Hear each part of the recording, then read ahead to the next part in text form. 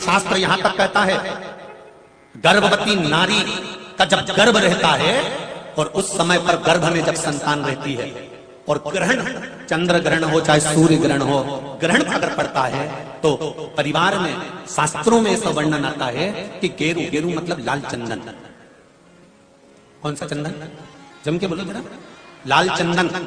ये गेरू तो बाद में आप लोगों ने उधर पे लगाना चालू करा, पर नियम यह है कि गर्भ में अगर बच्चा रहता है तो ग्रहण पड़ता है, चंद्र ग्रहण पड़े, सूर्य ग्रहण पड़े, तो जो नारी का गर्भ रहता है, भले वो 3 महीने का हो, 2 महीने का हो, 1 महीने का हो, 8 महीने का हो, 9 महीने का हो, 10 महीने का, नारी का अगर गर्भ है तो बुजुर्ग लोग भी कहते हैं, उनको ये भले नहीं मालूम होगा कि क्यों गेरू लगाते। गेरू नहीं, लाल चंदन की 3 रेखा नारी को अपने पेट पर खींच लेना चाहिए। क्या होता है तो कहा बच्चा विपरीत पैदा नहीं होता, बच्चा स्वतंत्र स्वस्थ अच्छा पैदा होता है, सुखी पैदा।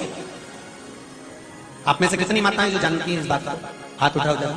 जानती हैं सर कि जब गर्भ में बच्चा रहता है तो माताएं कह देती, सास कहती थी बेटा थोड़ा गेरू लगा लेना, पेट में थोड़ा सा गेरू लगा ले, थोड़ी सी मिट्टी लगा ले, थोड़ा सा कुछ पेट पर लगा ले, क्योंकि ग्रहण पड़ रहा है। क्यों? अगर ग्रहण पड़ी हुई संतान जन्म लेगी तो ये अपने ही धर्म का विरोध करेगी, सत्य का विरोध करेगी, गलत मार्ग पर चलेगी। और अगर शरीर पर एक त्रिपुंड लगा दिया गया, पेट पर ग्रहण के समय पर गेरू लगा दिया गया, लाल चंदन लगा दिया गया, तो जो बच्चा जन्म लेगा वो माता पिता के विरोध में कभी नहीं खड़ा हो सकता, धर्म के विरोध में कभी नहीं खड़ा हो सकता, सत्य सनातन धर्म के विरोध में कभी खड़ा नहीं हो सकता, हिंदू धर्म के विरोध में कभी खड़ा नहीं हो सकता, हमारे पक्ष में हमेशा बना रहेगा। सनातन धर्म का कुल में पैदा होकर, सनातनी होकर, हिंदू धर्म में पैदा होकर भी अगर कोई हिंदू धर्म का विरोध करता है तो समझ लेना कि यह ग्रहण की औलाद पैदा हुआ है, ये साधारण नहीं है, ग्रहण से पैदा हुआ है। इसलिए सनातनियों का भी विरोध करने के लिए खड़ा। और आप सबसे निवेदन है जब ग्रहण पड़े गर्भ पर, भले गेरू की 3 लाइन खींच लो, चाहे लाल चंदन की 3 लाइन खींच लो, पर अपने गर्भ पर गेरू लगाना जरूरी होता है, क्योंकि बच्चा अपने माता पिता की भी नहीं सुनता अगर ग्रहण का भाव उस बच्चे पर पड़ जाए। अगर माता पिता को अपनी सेवा करवाना है तो गर्भस्थ बालक को जब ग्रहण पड़े तो शरीर पर थोड़ा सा त्रिपुंड लगा लेना चाहिए। क्यों? क्योंकि बुजुर्ग माँ बाप की जिंदगी खराब नहीं हो। कई बेटे ऐसे होते हैं माता पिता को नहीं गिनते, कई बेटे ऐसे होते हैं माँ बाप को 2 रोटी नहीं देते, वृद्धाश्रम में छोड़ आते हैं। समझ लो कि ये ग्रहण के पैदा हुए। बुजुर्ग माताएं बहुत पहले से कहती आई हैं, शायद यहाँ पे भी जितनी बुजुर्ग माताएं बैठी होंगी वो जानती होंगी। 9 महीने में नारी के गर्भ में जब 9 महीने बच्चा रहता है तो कोई 1 महीना ऐसा होता है जिस महीने में बुजुर्ग माताएं कहती है कि नदी नाले मत नहाना। बोलो सही है कि गलत है? अरे जम के बोलो जी सही है।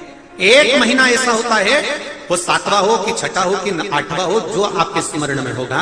कई माताएं कहती हैं और बुजुर्ग माताएं कहती हैं तो बहुओं को लगता है ऐसा कोई होता है, ये तो ढोंग प्रपंच है, ये तो ढकोसला होगा, ये तो ढोंग होगा। पर उसका प्रसंग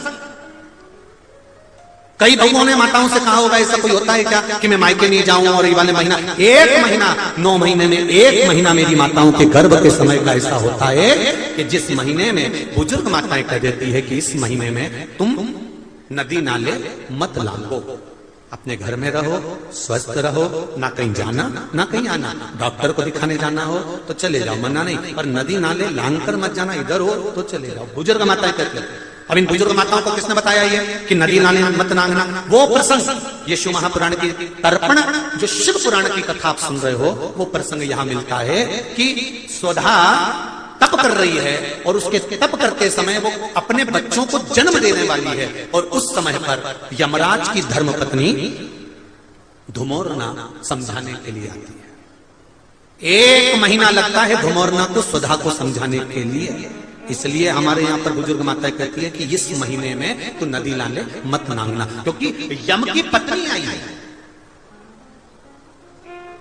जब गर्भस्थ बच्चा रहता है, जब गर्भ में संतान रहती है गर्भ में जब औलाद रहती है, गर्भ में जब संतान रहती है, तो नारी के 9 महीने में से 1 महीना ऐसा निकलता है, बच्चा पूरी तरह से स्वस्थ होगा, धड़कन भी होगी, सब कुछ होगा, तुम भी अच्छे रहोगे, पर 9 महीने में 1 महीना कष्ट का तो जाता ही है, ये निश्चित है। क्यों? क्योंकि उस समय पर स्वधा के पास में धुमोरना यमराज की पत्नी आकर बैठी थी। जिस समय पर स्वधा अपने बच्चों को प्रकट कर रही थी, तब उस समय पर धुमोरना आकर विराजमान हो गई, यमराज की पत्नी आकर विराजमान।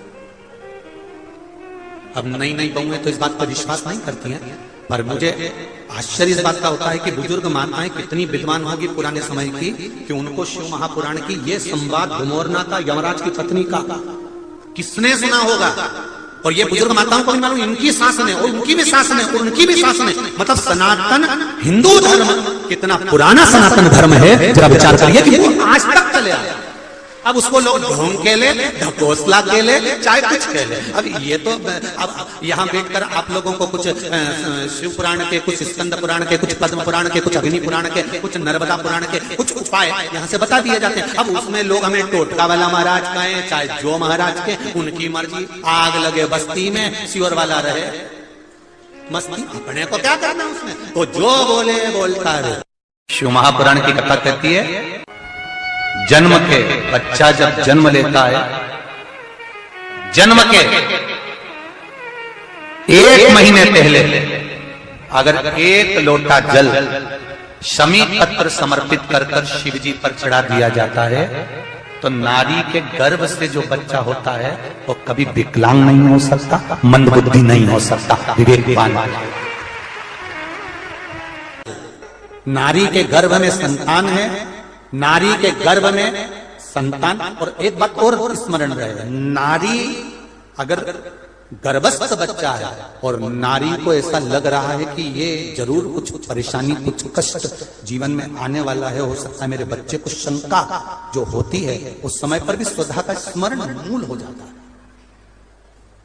स्वधा का स्मरण। हम तो कहेंगे,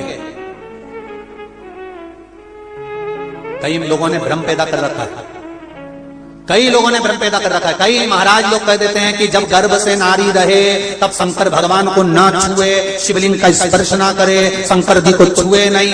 ना जाने कौन से महाराज ने कह दिया, एक आध बार मिल जाए तो पकड़ के सियोर लिया, जिसने कहा।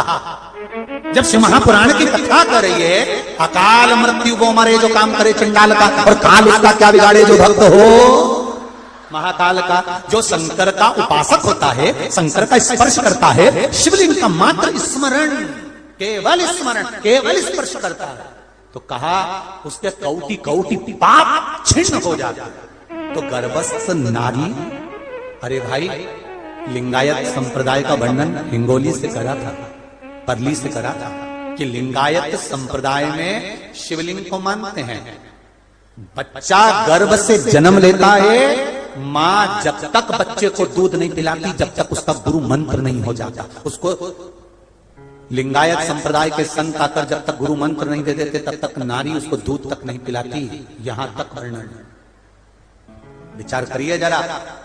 तो फिर कौन ने कह दिया कि शंकर भगवान के शिवलिंग को छूना नहीं चाहिए, गर्भवती नारी को स्पर्श नहीं करना चाहिए? और कौन सी पुराण में लिखा है, कौन से शास्त्र में लिखा है? यहां शास्त्र कह रहा है, शिव महापुराण, स्कंद पुराण, लिंग पुराण, नर्मदा पुराण, पद्म पुराण वर्णन करती है। आप दिल से, हृदय से, चित्त से शंकर भगवान की आराधना कर सकते हो। हाँ, नारी अगर गर्भस्थ बालक है और उसको चिंता है, बहुत टेंशन है, और उसके साथ शिव की आराधना कर रही है, तो बाबा के ऊपर एक बेलपत्र भी अगर वो चढ़ा रही है चावल के दाने के साथ, तो ये निश्चित है कि स्वधा उसके गर्भ की रक्षा करती है और बच्चा समाप्त नहीं हो सकता, ये निश्चित है। स्वधा तप करी, साधना करी, और तप साधना कर कर स्वधा के सम्मुख में 3 बेटियां प्रकट हो गई हैं। वो 3 बेटी है महाराज, 3 बेटियां प्रकट महाराज, मैना, धन्या और कला, ये 3 बेटियों का प्रागट्य सम्मुख में हो गया। आप देखेंगे कल की कथा में कि मैना, धन्या, कला, इन तीनों के नाम से जिसको स्वप्न में सांप दिखते हो, मरे हुए व्यक्ति नजर आते हो, या घर में बार बार घात आ रही होती है, तो पितरों की 3 लड़कियां मेना, धन्या और कला, इन तीनों के नाम से पीपल के पत्ते की बंदरवाल कैसे बांधी जाती है, जिससे घर में सांप भी नहीं निकलते, स्वप्न में